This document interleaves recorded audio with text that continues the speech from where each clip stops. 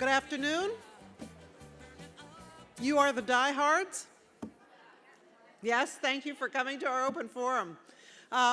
So I hope you went to the policy dialogues. I've heard great things about the policy dialogues. It will provide us with new perspectives to drive the Academy's work. The expert panel, co-chairs and members will continue to develop and refine the next step. So keep going.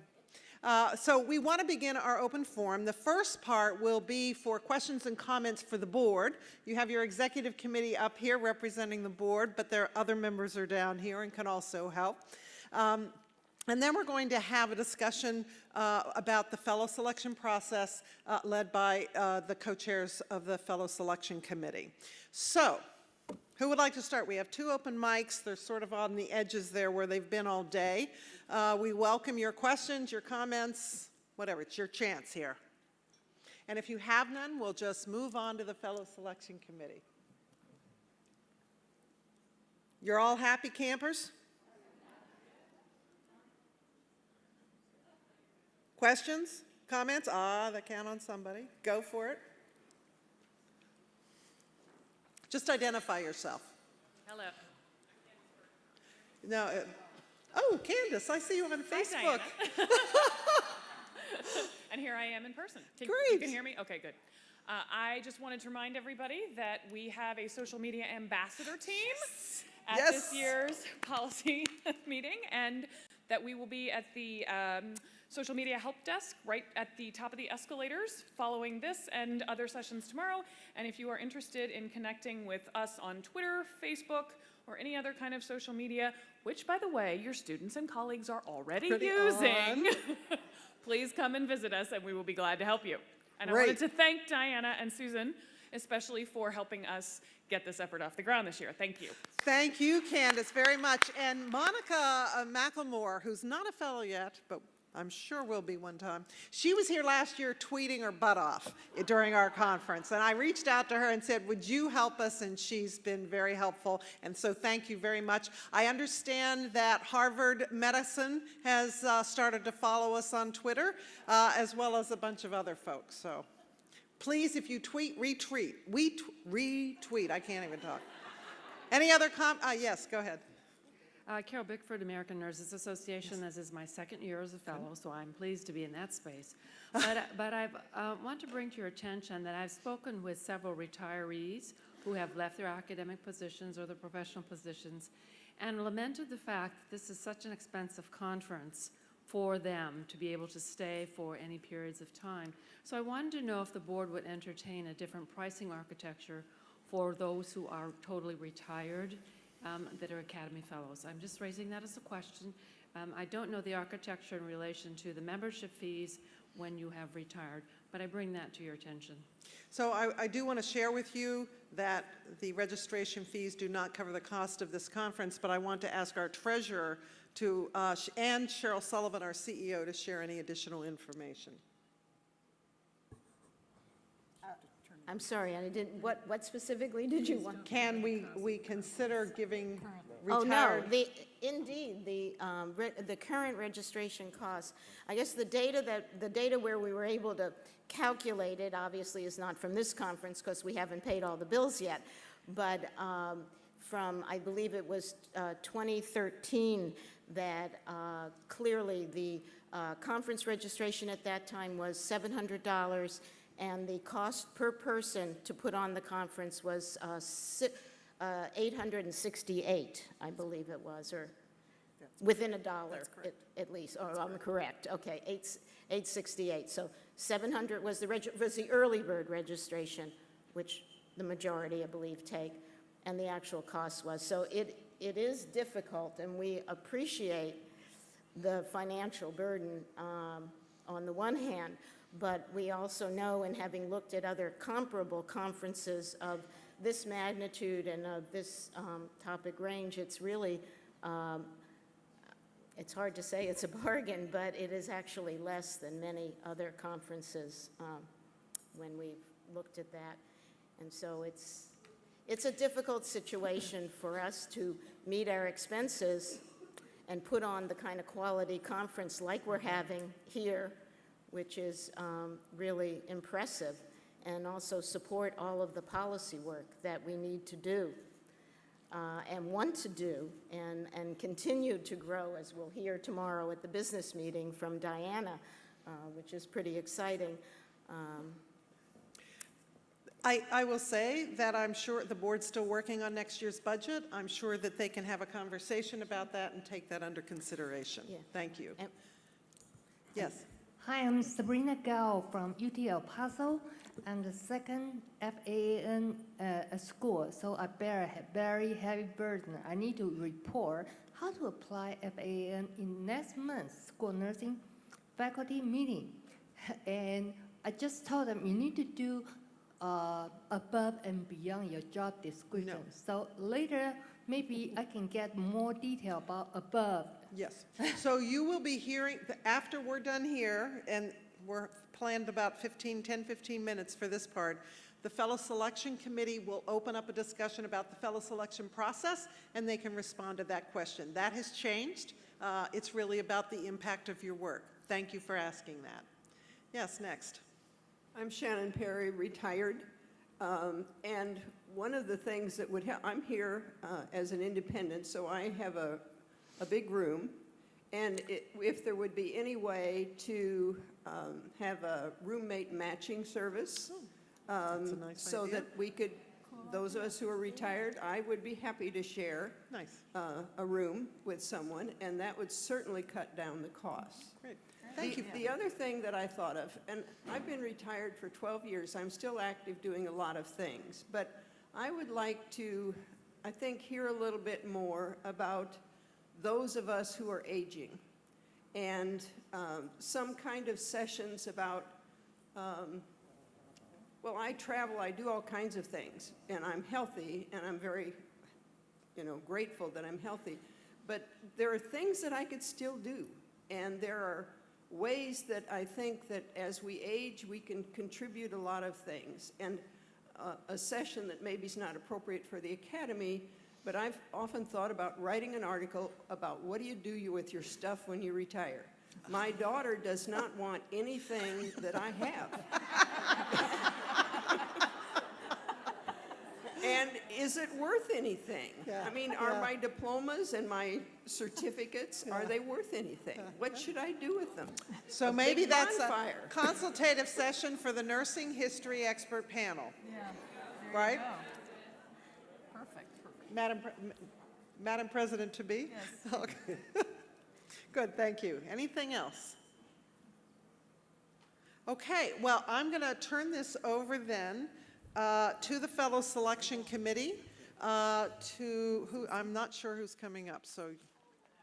Oh, you're all coming up. Good. Thank you so much. And thank you to the Fellow Selection Committee for a job well done. Kay Bender, outgoing chair, Susan Dean Bauer, the new chair, and Joan Shinkus-Clark. Nice to meet you. Thank you for your good work.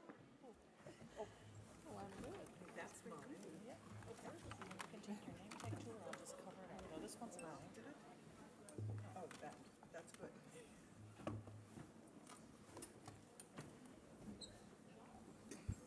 Well, as we shift gears here, thanks for all coming and being here at this wonderful time of the day.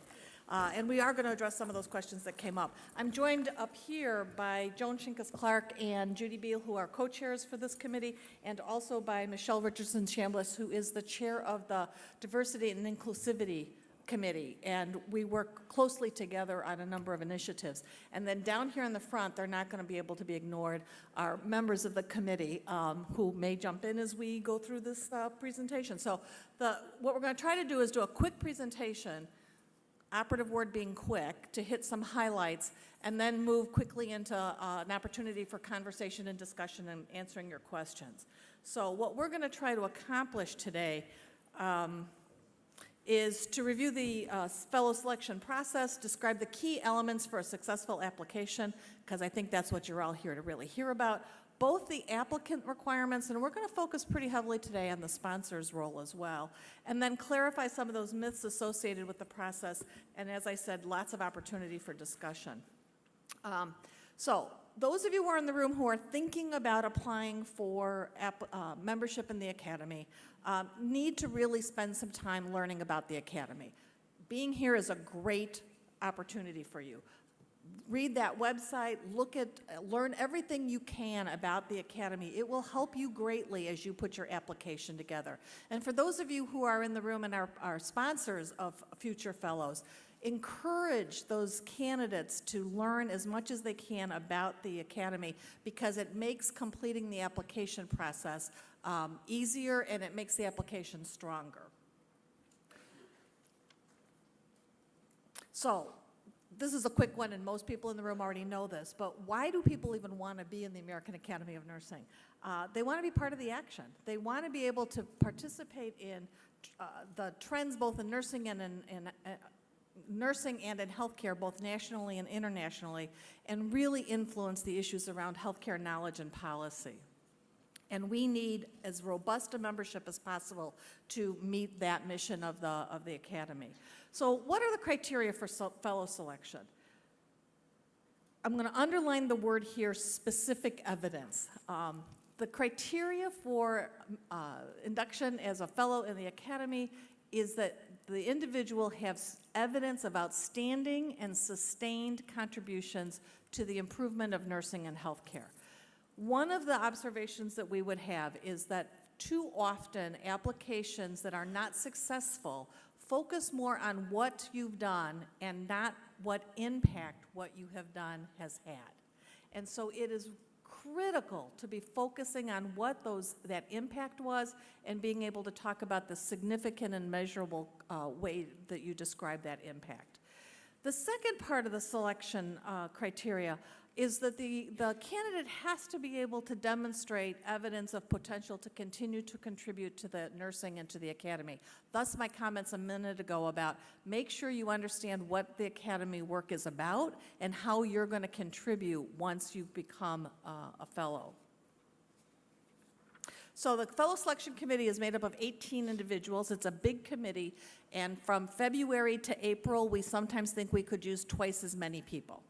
12 are elected, 6 are appointed. It's deliberately set up as a combined elected appointed committee because the board makes sure that way with the appointed members that the committee has a breadth of representation and knowledge about a variety of different areas of nursing and healthcare so that we've got the expertise at the table when we are reviewing applications.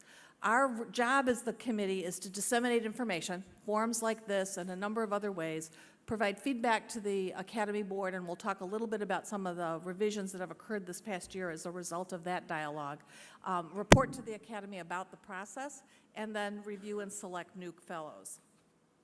So this is the statistics over time about the fellow selection process. Now what I want to point out to you is notice the sharp increase in applications over the last 8 years. You'll also see that there's been a little bit of a decline in the percentage of individuals selected. However, the number of applicants that are actually inducted every year has stayed relatively almost flat. And the difference in the percentage is because of the significant increase in the number of applications. So here's some of those myths. One of them was already brought up by somebody in the audience. It is a myth that to be inducted into the Academy, you have to have contributions that are above and beyond one's employment obligations. That was true a number of years ago, but it went away, I think, almost 10 years ago now. It's a long-held myth, and it is simply not true. What is, and we'll talk in a minute about some of the key, but the reverse of that is it's not about being above and beyond your employment obligations. It's about being able to demonstrate that you've had an impact on nursing and healthcare. Another myth, that you have to have a doctoral degree in order to be accepted. Simply not true, and you'll see tomorrow evening a number of fellows joining us that do not have doctoral degrees. The next two are some of our favorites. One is that you have to apply more than once, and the other one is that you shouldn't apply more than once. So we hear both, and neither of them are true. There is no magic number. When the committee is reviewing applications, we don't even know if somebody has applied before or not. Last year, we reviewed 285 applications. I am here to tell you we don't remember applications from one year to the next, and we don't keep the records, so we really don't know that. So we can't tell if this is somebody's first, second, or third attempt. And we do say, if an application is not successful, and you think about the things we're talking about today, and you believe that the reason that that application may not have been successful is because you didn't meet one of these things, by all means, work with that applicant to reapply and work on improving that application. So here's some of the other myths. Applicants need a sponsor who is well-known. I know that when I'm reviewing applicants, and I've heard many of my fellow committee members say the same thing to me, when they're reviewing an applicant, they don't even look at who the sponsor is. They look at the statement that the sponsors wrote, but they don't even look at the name. So it is not about who you know that will make or break an application.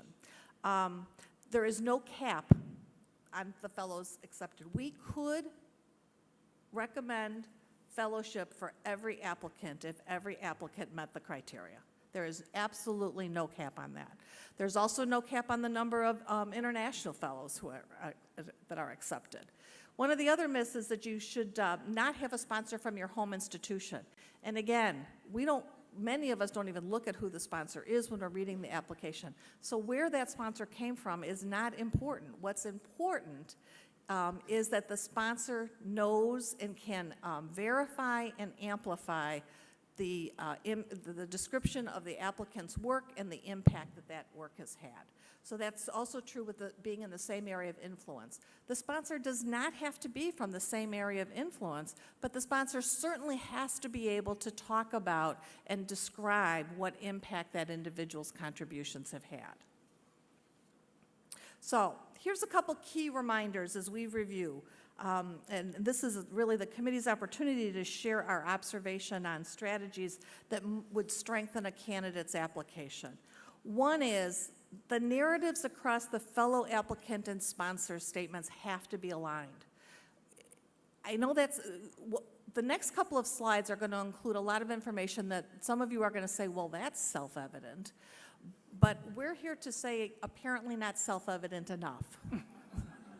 So bear with us while we share some of this. But it's really important that the statement from the applicant and the candidate and both sponsors are aligned and talking about the same thing. That there are clear measures of sustained impact. That there's a description, again, not of what's been done, but what difference that work has made. Please make sure that what you talk about in your application or the candidate's application is reflected in the CV. It's amazing to us the number of times when we read an application and then we look at the CV and there is absolutely no evidence that that activity occurred. So do that double check to make sure that that's aligned. And there's a statement about what you would bring to the academy in the application.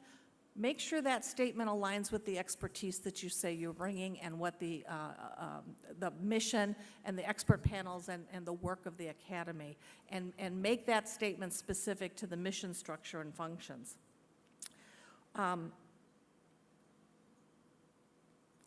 I want to underscore for sponsors how important those sponsor statements are. They are absolutely critical. And it's about help, not only what the sponsor writes, but in helping the candidate write their application to make sure that the criteria are addressed and that whole area around impact is there. Again, to reiterate that sponsors need to both verify and amplify. You've got a candidate statement and you have two sponsor statements. The best applicants make use of every word across those three and make sure that they're not just being repetitive, but that one adds additive to the others. So what that means, start early. Because you really have to review that application and revise it multiple times.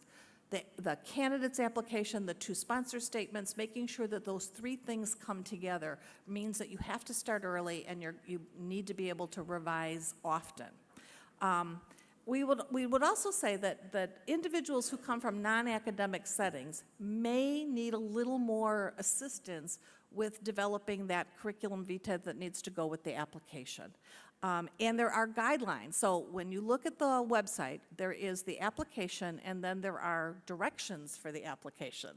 And there is a lot of information on that directions for the application format, including very specific guidelines about what to include in that CV. It's not what you've been appointed to that makes a difference. It's, again, what's the impact been? And in a minute, I'm going to talk a little bit more about that, because we're seeing more and more, appropriately, our field is changing. We're seeing more and more team science. So you have got to be able to articulate what was that individual's contribution, because it's not self-evident by someone just saying they were part of a team or appointed to a committee. One of the things that we have found ourselves as a committee saying a lot often is dissemination is not the same as impact. You have to be able to describe what the impact of that dissemination was. When you are a part of a team, whether that's an appointed committee or commission, or whether that's a big research team, whatever the team is, it's very important for the candidate's leadership contributions to be clearly described so that you can tell what role they played in that. You have to also help candidates be very explicit in describing their potential impact or spread to the national or international level. That is particularly true of candidates whose significant contributions have more of a state or regional focus, and that is really true in the policy arena. So you really have to help your candidate describe what that potential impact would be and how to move that forward. One of the things you'll notice this year, if you've been a sponsor in the past, that the directions for applications do this time include additional guidance for applicants who have a focus in service, policy and professional organizations, and academic scholarship and research areas. So read that additional guidance carefully, because we've taken the feedback from the last couple of years and tried to provide a little more directed guidance for applicants in those 3 areas.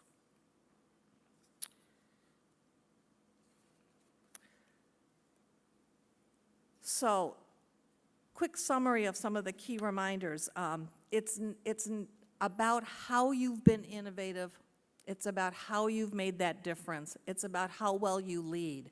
It's not about the fact that you were simply a part of a group or that you published something. It's about what difference does it make. You saw earlier that this year's acceptance rate was 57%, but there's 160-something new fellows tomorrow. So the number is about the same as it previously has been. One of our recommendations is that people be very clear. When a candidate is writing their application, they need to figure out what their area of significant contribution is. This is not about everything they've ever done professionally. This is about what is the significant contribution that warrants recognition by induction into the academy, because they're going to continue to make sustained contributions going forward as well. Candidates can have contributions in more than one area.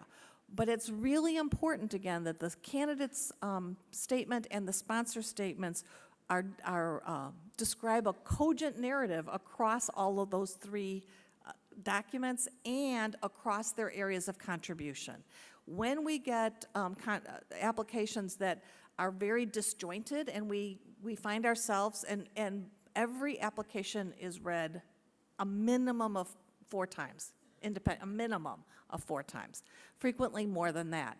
And when all 4 individuals are like, I don't know what the contribution is here. There's a lot of information. They've been involved in a lot of things, but we can't tell what the contribution is. It's usually because somebody's tried to give us their whole career trajectory and not tried to focus in on the specific area where they've made a contribution and have outcomes to demonstrate that.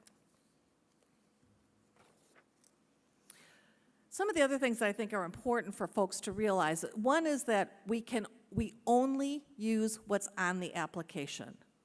We do not use social media in this particular case. There's no Googling of applications, of applicants and candidates. There's no Googling of sponsors. What's on the statement is all we use. And that's because we need to be fair to all candidates. So we only use the materials that are submitted to us.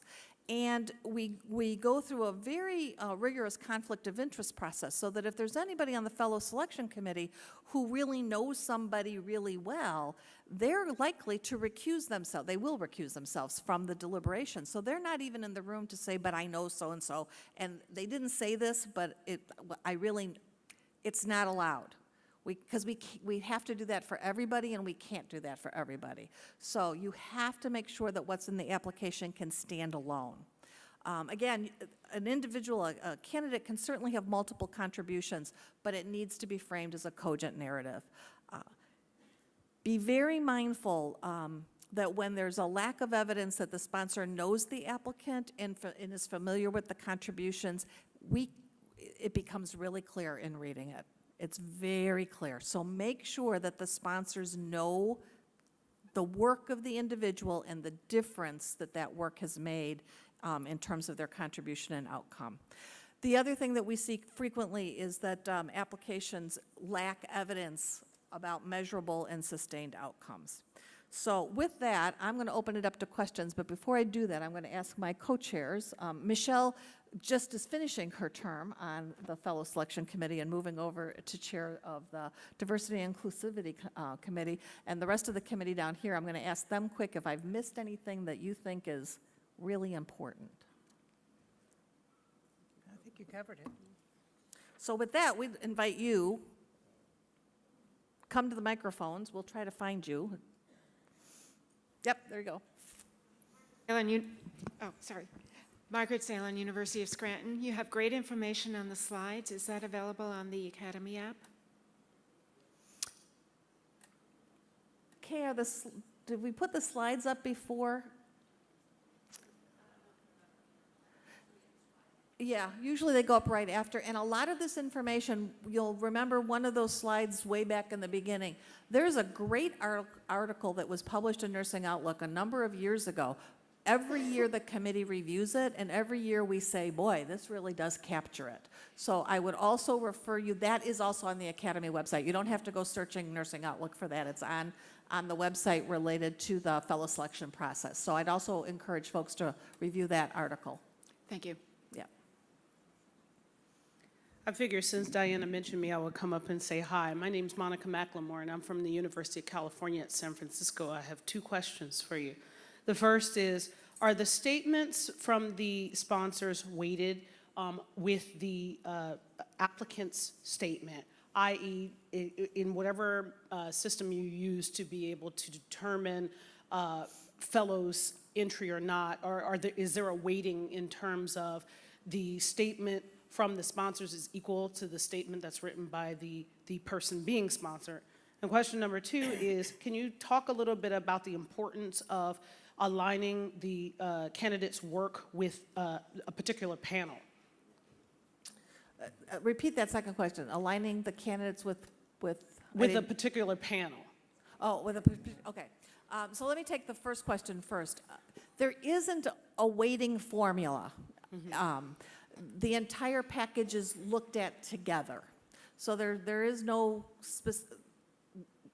weighting when I think about weighting with some kind of formula, not at all. It is taken as an entire package with the applicant's candidate's statement as the primary piece, with both sponsors' statements being able to, again, verify and amplify what the applicant has put in their statement. So again, the most robust applications will have will have that verification and amplification and not a lot of redundancy. The second question about aligning with a panel, it is important, we believe, and that it is important that when individuals are inducted into the academy, that they understand that this is not just an honor, that we expect them to be active participants in the work of the academy. So that question about how do you see yourself contributing to the academy is a really important one. Thank you. Yeah.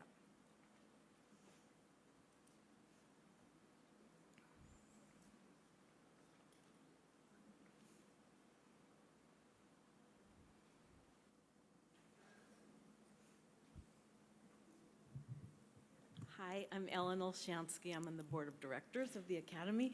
And several of us have a question about the, you talked about national and international impact.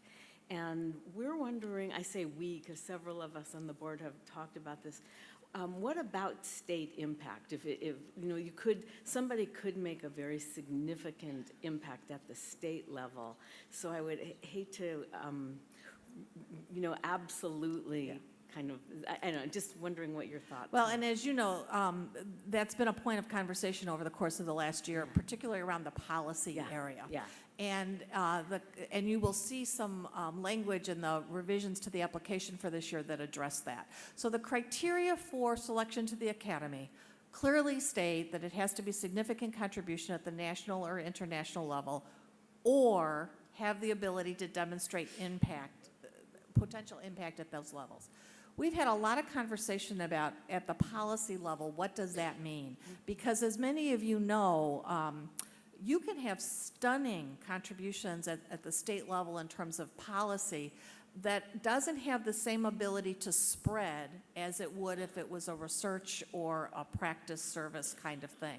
And so we are really looking at how do we then describe, and what we're asking candidates and their sponsors to do, to be able to describe, because it's a different kind of potential than it would be in the case of traditional research or traditional service. So we're asking candidates and their sponsors to talk about what that potential impact would be, because just like in the other two categories, you know best how that work could spread. And how it spreads in a policy arena looks different than how it spreads in research.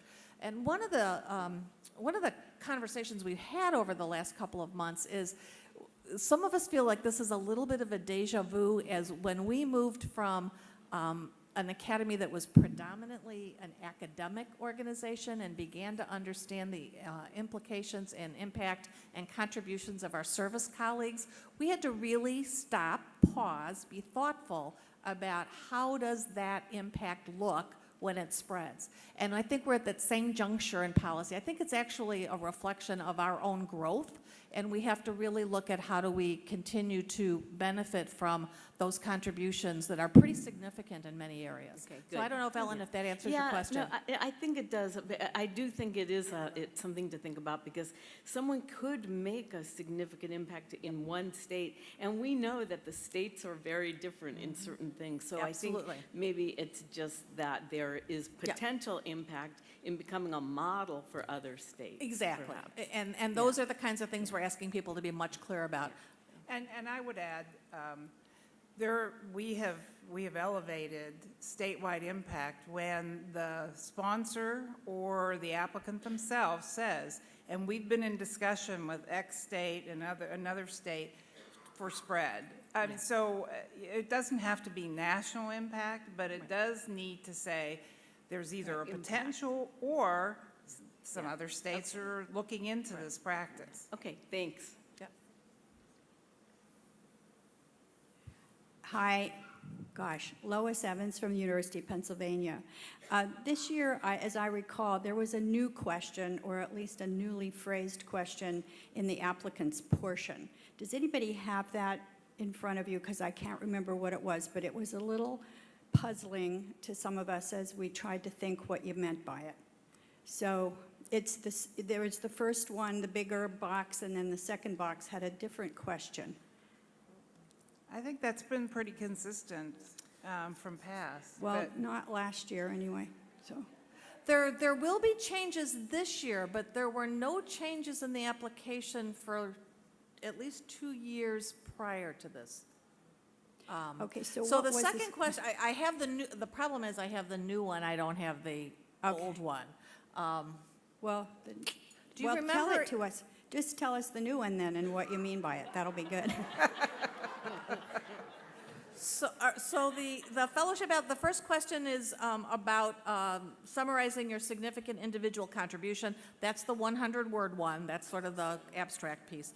The second one, and this may be the one you were talking about, and I don't think this one changed at all, was to describe the context in which your impact has occurred. Because that was, again, an opportunity to begin to get some better understanding of the context of state politics versus a service versus a system. We are learning that there are many contextual factors that may not be self-evident, and we're giving applicants the opportunity to, if you're in a unique setting, if this is going to, we have seen over the last several years, some applications in areas, media was one of them. A couple of years ago, we inducted a new fellow whose work was in documentaries. So we needed, that question is there to help give us some context about those kind of unique. Okay, that makes sense to me, but I wasn't really clear when I was looking at it. So just say, to let whoever's reviewing it understand why this is so important, what they've been able to do. Yeah. Okay, good. Yeah.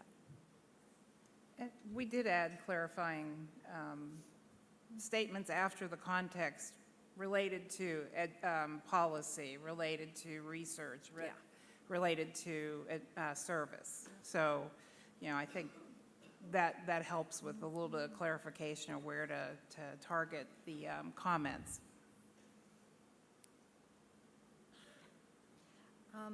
Marian Turkel from Florida Atlantic University. I had one question related to outcomes on the CV when there isn't a publication or a poster. I wasn't sure how to make that come alive in a CV other than a publication or a presentation at a conference. Is there anything else that you could think of if somebody didn't have that? What would we work on? One of the things that we've noted over time sometimes is someone will talk about an award they received. Oh, okay. Or a major event that they were chair of, and there's no evidence on the CV that they were involved in that activity. So it may not just be about the dissemination piece. It may be about the professional activities and how you document the professional activities that you've been involved with. Other examples or thoughts on that from the Well, committee? I think, in terms of weighting, sometimes service individuals may have less impactful peer-reviewed journal type publication versus somebody in academia where it's required, pretty much required, that there be some evidence of dissemination. So, as far, we look at, really the area where their seminal contribution is coming from, and then we look for any evidence of that impact in their CV. Okay, that helps. And then a myth that's out there, and I didn't see you talk about it this year, and I think it's been on other panel discussions about a number from each school applying each year, if there's a limit or that's looked at. Thanks for raising that question. There's absolutely no limit to the number of candidates that can be selected from any state, from any particular organization, from any category, any discipline, any specialty area, any expert panel focus. There's absolutely none. Thank you, yeah.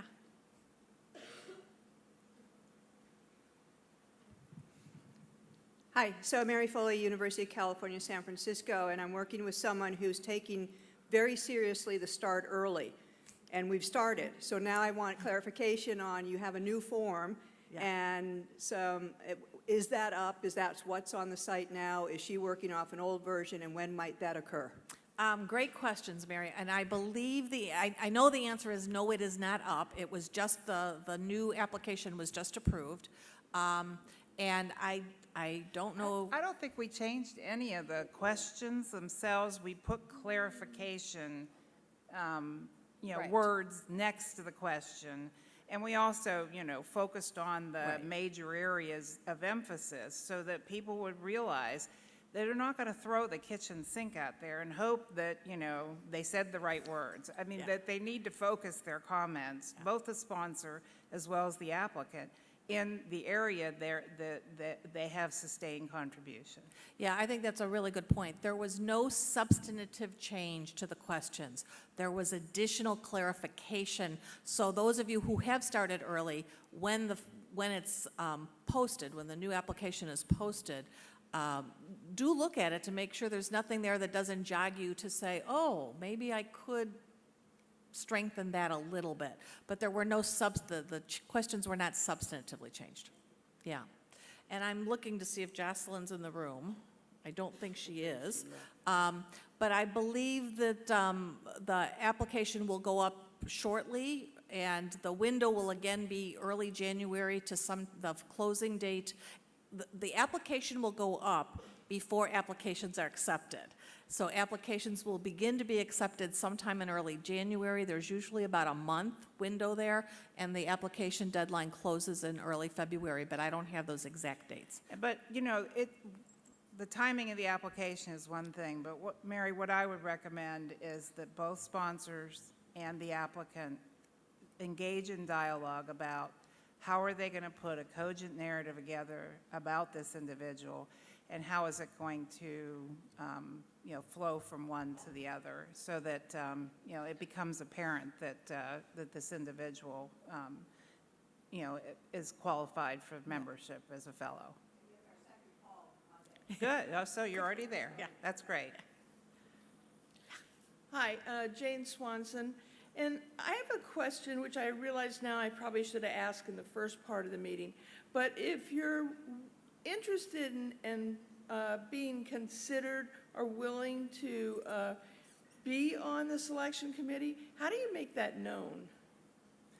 Well, the fellow, you can run for an elected office, or you can be appointed. And one of the reasons why there are some appointed is because when we match up the people who are going to review the applicants, we try very hard to put a service individual and an academic together, so that you have that breadth of perspective in the review of each application. So, Jane, particularly with you in service, I would, let it be known to the staff and the board of the academy that you'd be willing to be an appointed member if you don't want to run. Okay, well, as a relatively, this is only my second year in the academy, so I don't know, who is it that you let know this? The nominating Cheryl. committee? Oh, okay, all right, thank you very much. Thank you for being here, Cheryl. Do I have that right about the timelines of when stuff will go up? Okay, yeah, perfect. I don't see anybody coming to a microphone. I'm going to ask the rest of the committee. Did we miss anything that you, okay. Michelle, anything you want to add from the Diversity and Inclusivity Committee? Talk about the work you're doing.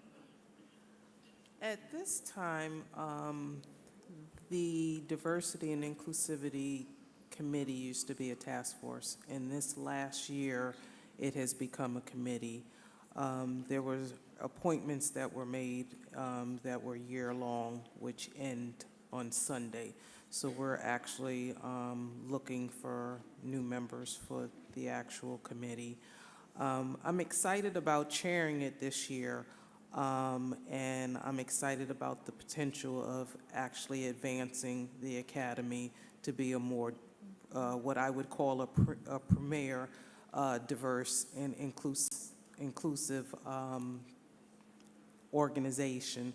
I met with several chairs this morning to have a shared partnership on how the academy can move that agenda, and I'm excited about what we talked about this morning. So even though I'm off the fellow selection committee, we still have a near and dear partnership.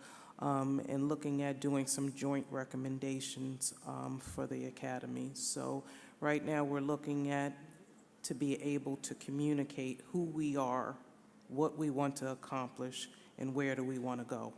So we're going to be doing a big strategic plan along with that as well, and we have a lot of different ideas to bring us to the next step. So that's basically it. But as far as the Fellow Selection Committee, it has been a wonderful experience on that committee.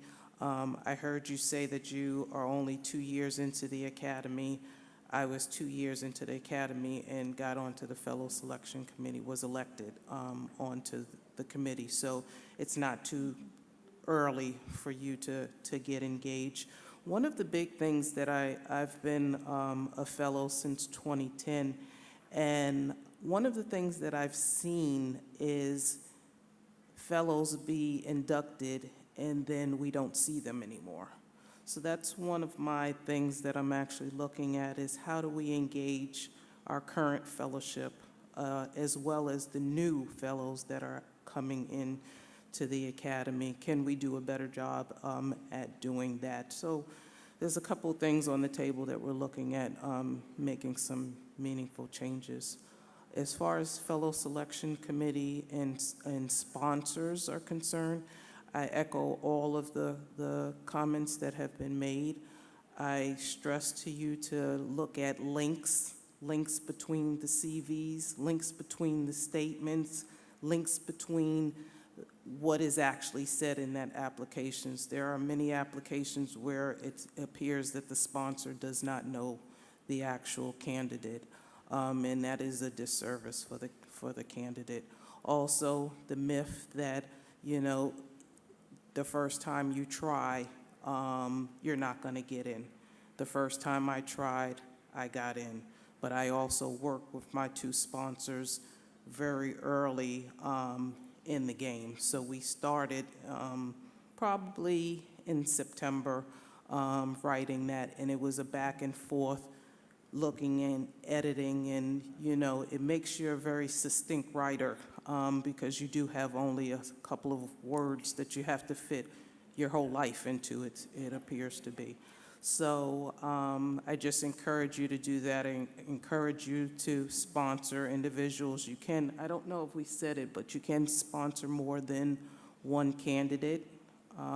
So think about that. So together we can make this process a better process. Thank you. Well, I don't see anybody else at the mic, so I'm going to thank you for your time. I'd want one last acknowledgement. Kay Bender is our outgoing chair and has served us really well for the last 3 years. So thank you and enjoy your evening.